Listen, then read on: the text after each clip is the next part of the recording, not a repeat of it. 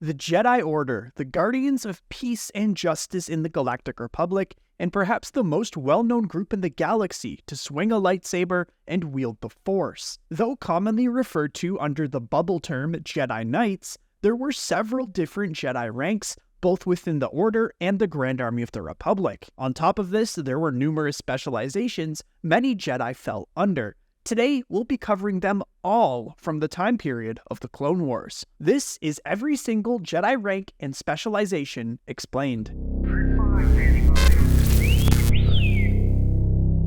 Jedi Initiates, also called younglings or Jedi hopefuls, were the youngest members of the Order. Recruited from worlds throughout the galaxy and tested for a midichlorian count, Initiates were removed from their families and brought to a Jedi Academy, such as the one at the Temple on Coruscant, for formal training under more senior Jedi. An Initiate's education could take only a few years, or perhaps decades, depending on their species' lifespan and rate of maturity. One of the most important events during this training was a rite of passage called the Gathering, where younglings traveled to planets like Ilum to find and claim their lightsaber kyber crystals. Once their training was complete, younglings participated in the Initiate Trial, or the annual Jedi Tournament. This was a series of tests for the Initiate as a prerequisite to progressing, as well as an opportunity to demonstrate their aptitude in the Force to Jedi Knights and Masters who could choose them to become their Jedi Padawan or apprentice. Padawans were typically at adolescence and completed their training away from the academy, often in more dangerous situations like the battlefield. Per tradition, Padawans of a hair-growing species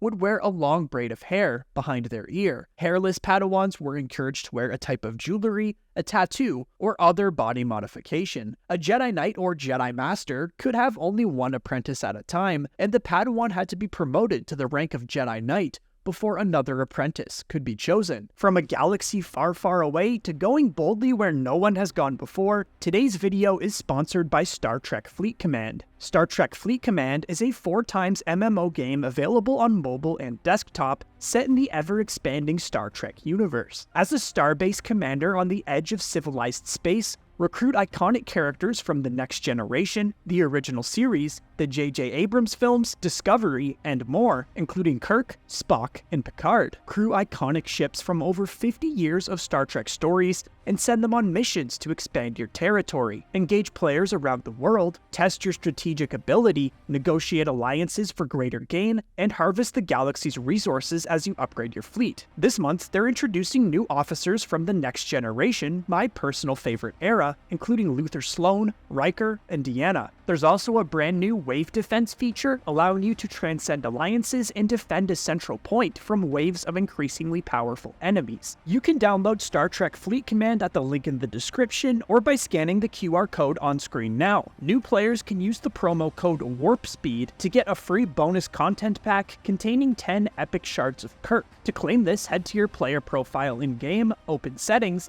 and sign up for a Scopely account. Then go to StarTrekFleetCommand.com and head to the store to enter the promo code. Again, that's WARPSPEED. Once claimed, you'll see your rewards back in-game. Live long and prosper, new fleet commanders. Back to the video. After a period of time under their master, often nearing a decade, a Jedi Padawan was able to attempt the Jedi Trials. The trials were administered by the Jedi High Council to any Padawan they deemed worthy of becoming a Jedi. The Council could assign substitute tests or use an exceptionally trying mission in place of the traditional tests. If one failed the trials, they would be permitted to attempt again. The primary Jedi Trials were a set of 5, and were the Trial of Skill, consisting of physical, mental, and combat challenges, as well as numerous displays of lightsaber technique, judging the Padawan's ability to avoid distraction through self-discipline. During the Clone Wars, Anakin completed this trial when he defeated Asajj Ventress on Yavin 4. The Trial of Courage often involved demonstrating battlefield heroics or facing off with a Sith, oftentimes in a simulation when the dark side users were still in hiding. Obi-Wan Kenobi passed his Trial of Courage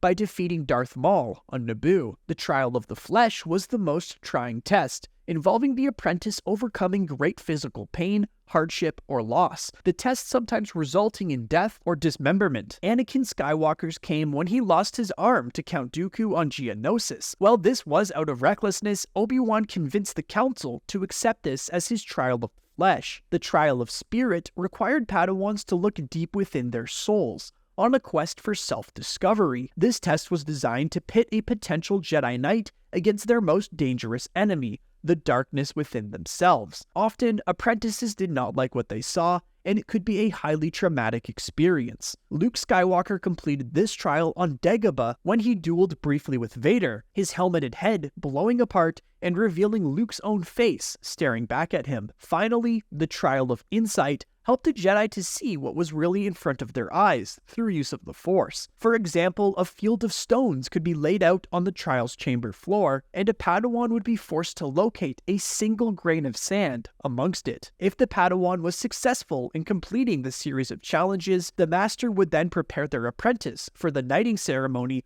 where their Padawan braid would be severed and they would rise a Jedi Knight. No longer attached to a master, knights were assigned missions from the Council and strove to find peace and maintain order within the Galactic Republic. They could also pursue a specialized training on one of the 3 branches of knighthood, which we'll get to, or take their own Jedi Padawan for one-on-one training. For many Jedi, this would be the highest position they'd achieve, making up the majority of the Order's members. Because of this, the public was familiar with this title more than any other, and thus, many addressed any Jedi as a Jedi Knight. An experienced knight who demonstrated great wisdom and understanding of the Force, often through training many Padawans to knighthood, could be elevated by the High Council to the rank of Jedi Master, reserved for those who had shown exceptional devotion and skill, as well as balance in the Force and often combat. The rank of Jedi Master also allowed one to access restricted holocron vaults of the Jedi Archives, which also housed Sith holocrons and artifacts. Anakin Skywalker wished to access these in order to prevent Padme's death, one of the reasons he was so upset after being refused the rank of Master. Other than a few exceptions, it was only Jedi Masters that could be one of 12 to serve as a Jedi High Council member, with each member appointed by unanimous vote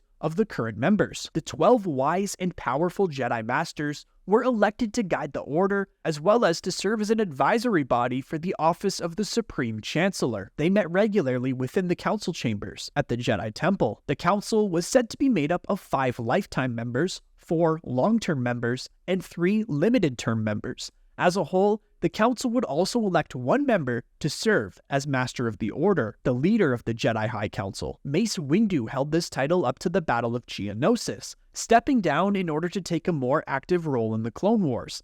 Yoda took up the title in Windu's absence, already holding the title of Jedi Grand Master, the recognized head of the entire Jedi Order. The rank of Grand Master was bestowed only upon a single Jedi, the Order's greatest and wisest of all Masters. Now that we've covered the 7 main ranks, we'll touch on the Jedi military ranks in the Grand Army of the Republic before diving into other specializations. Jedi Commander was a rank often held by Jedi Padawans. They had the superiority to clone officers and often led regiments. Jedi General was the military rank held by Jedi Knights or Jedi Masters, as they led larger clone trooper units. However, there were a few even higher, lesser-mentioned Jedi military ranks. A senior Jedi General took command of one of 20 sector armies within the Grand Army of the Republic. High Jedi General was another step up, only achievable by Council members. They held command of one of 10 system armies within the galaxy, each consisting of 2 sector armies. Obi-Wan Kenobi, Shak Ti, and Mace Windu were known to have held this rank. Now, on to the more unique ranks and specializations. Jedi Battle Master was the title for the premier lightsaber combat instructor of the Jedi Order's Jedi Academy. Appointed by the High Council, the Battle Master oversaw all lightsaber instruction at the Academy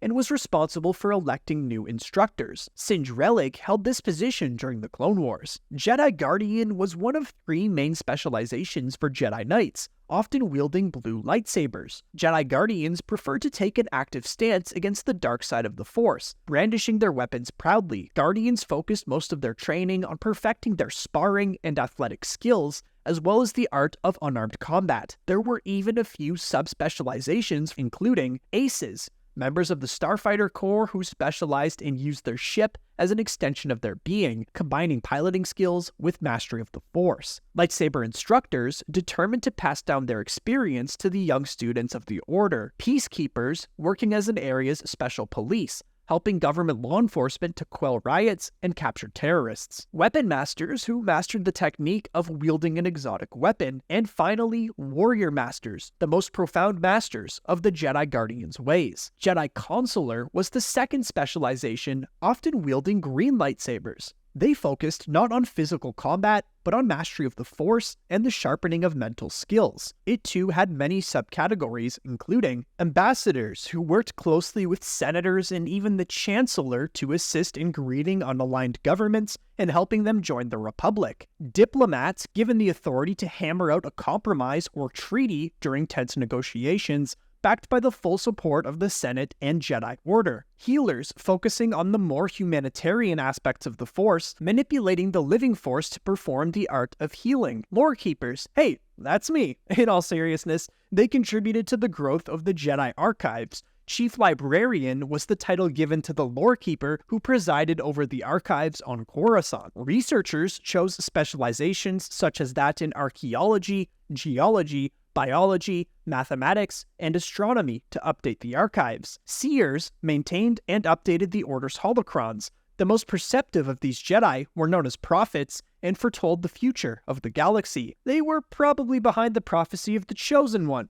Good job, guys! Sage Master was the final consular specialization, reserved for the most studied of masters. Sentinels were the third branch of Jedi, the rarest among the Order, often wielding the yellow lightsaber. They sought a balance between the intensive combat training of the Guardians and the wider philosophical views and teaching responsibilities of the consulars. They were generally employed in scouting missions and were skilled in security, computers, or stealth techniques, falling into subspecializations such as investigators, specifically appointed by the High Council to uncover hidden and obscure threats to the galaxy, such as powerful criminal syndicates, corruption, and conspiracy against the Republic. Recruiters owned the talents learned from Jedi investigators to track down and identify Force sensitives to assess whether they belonged in the Jedi Order. Shadows were the secret police of the Order, dispatched to destroy all agents of the dark side, and were responsible for erasing the word Sith from the minds of the majority of galactic citizens. Temple Guards were anonymous sentinels who served as a security force and reported to the Battle Master. They wore formal robes and identity-concealing masks, the ultimate expression of emotional detachment required in service to a higher calling, wielding double-bladed yellow lightsaber pikes. Watchmen oversaw a particular system or sector, often skilled in diplomacy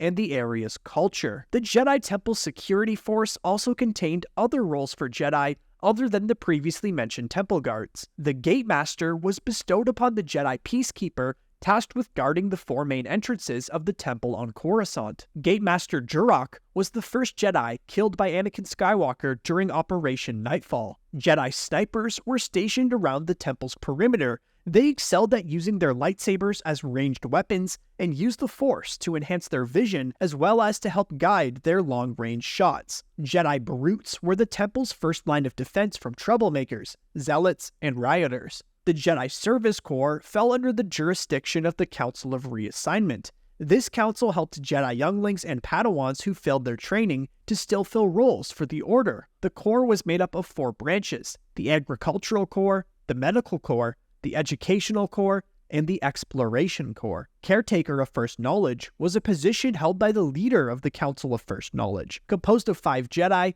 they oversaw the Temple Academy and its curriculum. But that's every single Jedi rank and specialization, at least at the time of the Clone Wars. Let us know if we missed out on any. Which is your favorite, and which specialization would you choose to pursue as a Jedi Knight? Let us know in the comments. Come join us to chat more at our community Discord server, linked in the description. If you enjoyed today's Star Wars video, we've got more on the screen for you right now. Also make sure to drop a like, and if you're new to the channel, hit subscribe to join the Red Squadron. Until next time, thanks for watching, and may the Force be with you. Red 5, standing by.